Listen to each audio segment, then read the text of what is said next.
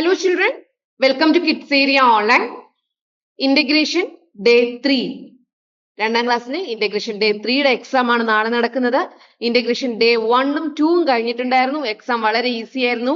Teacher പഠിപ്പിച്ച ഒത്തിരി questions വന്നിട്ടുണ്ടായിരുന്നു. എല്ലാവരും ഹാപ്പി അല്ലേ?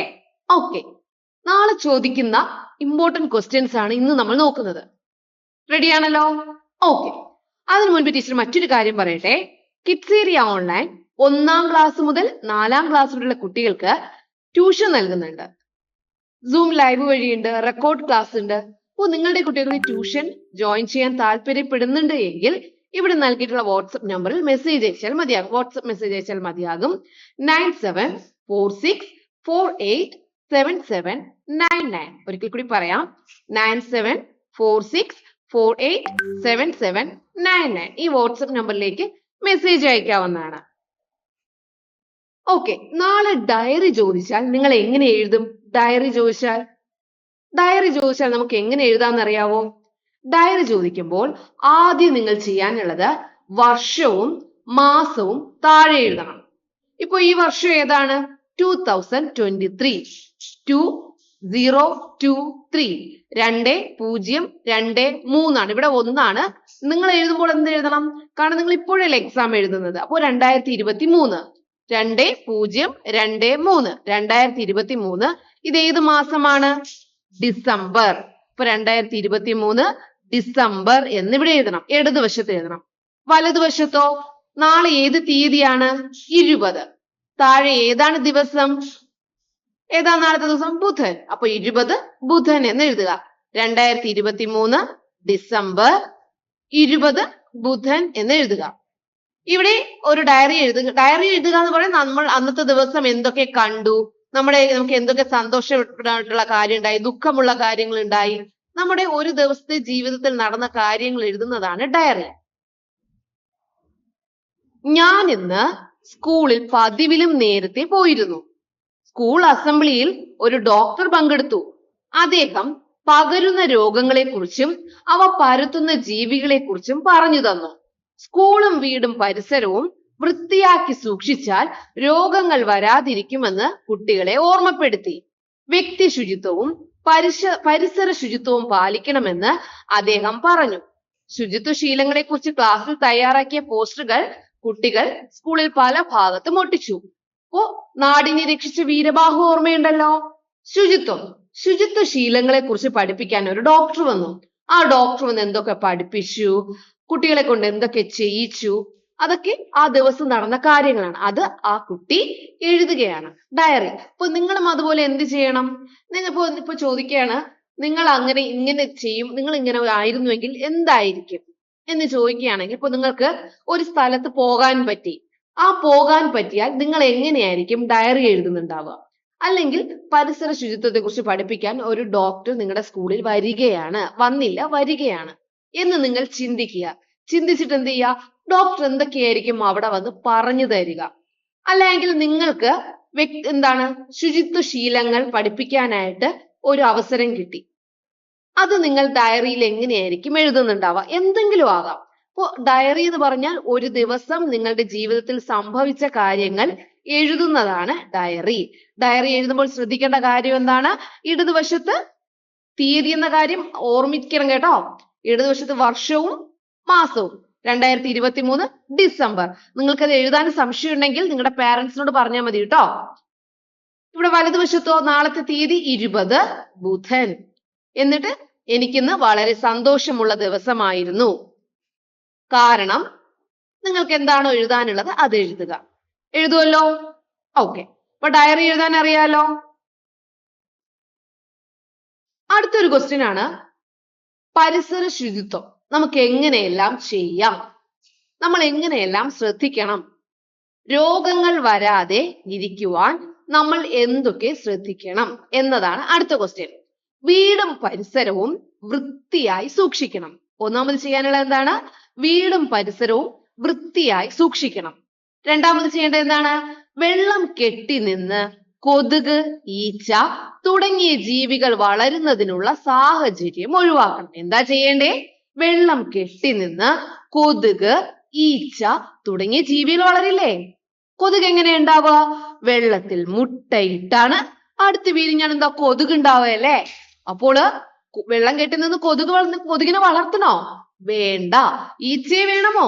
വേണ്ട. കാരണം അവ എന്ത് ചെയ്യും? രോഗം വരുത്തും. അപ്പൊ വെള്ളം കെട്ടി നിന്ന് കൊതുക്, ഈച്ച തുടങ്ങിയ ജീവികൾ വളരുന്നതിനുള്ള സാഹചര്യം നമ്മൾ എന്ത് ചെയ്യണം?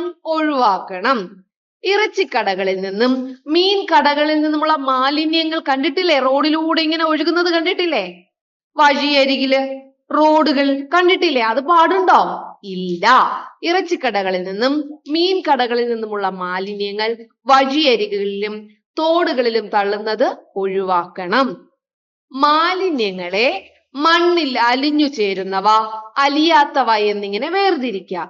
മണ്ണിൽ അലിഞ്ഞു ചേരുന്നവയെ വളമാക്കി മാറ്റാം.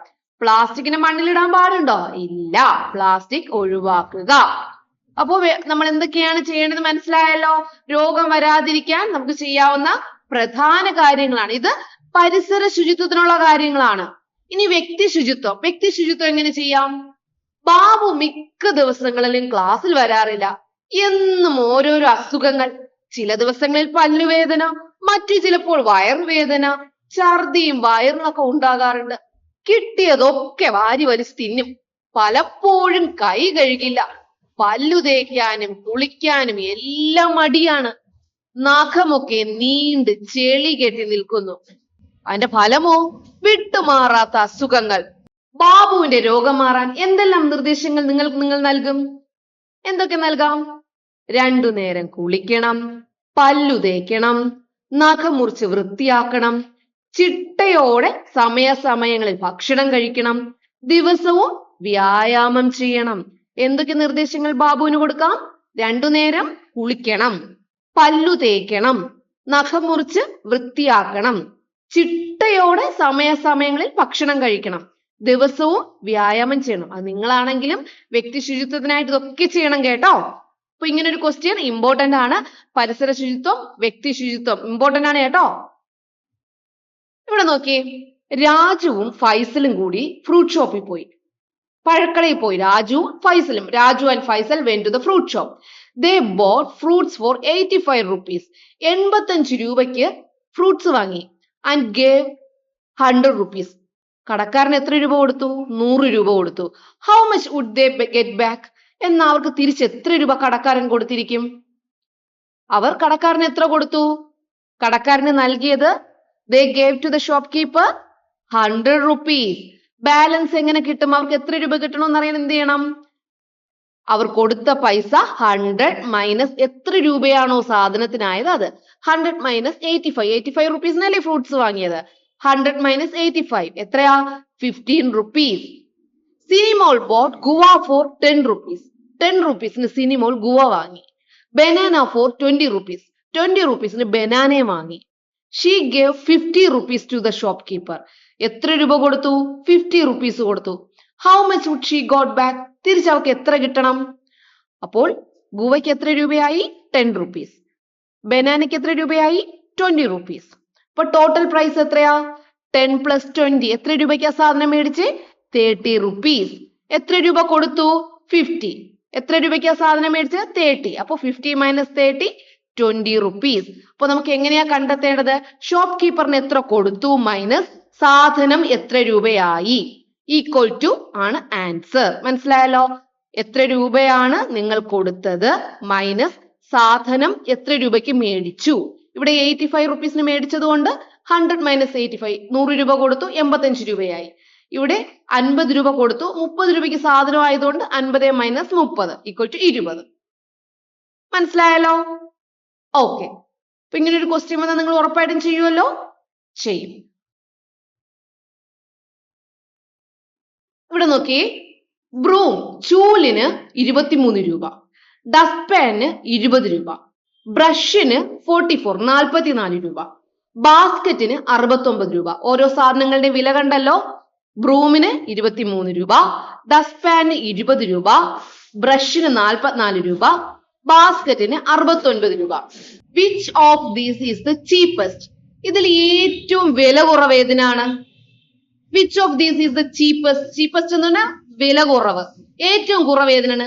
ബ്രൂമിനാണോ, ഡസ്റ്റ് പാനിനാണോ, ബ്രഷിനാണോ, ബാസ്കറ്റിനാണോ? നിങ്ങൾ പറഞ്ഞേ. Dust pan. കാരണം എത്ര രൂപയാ? 20 രൂപ. എത്ര രൂപയാ? 20 രൂപ. ബ്രൂമിന് 23 ആണ്, ബ്രഷിന് 44 ആണ്, ബാസ്കറ്റിന് 69 ആണ്. അപ്പോൾ ഏറ്റവും കുറവ് ഏതിനാ?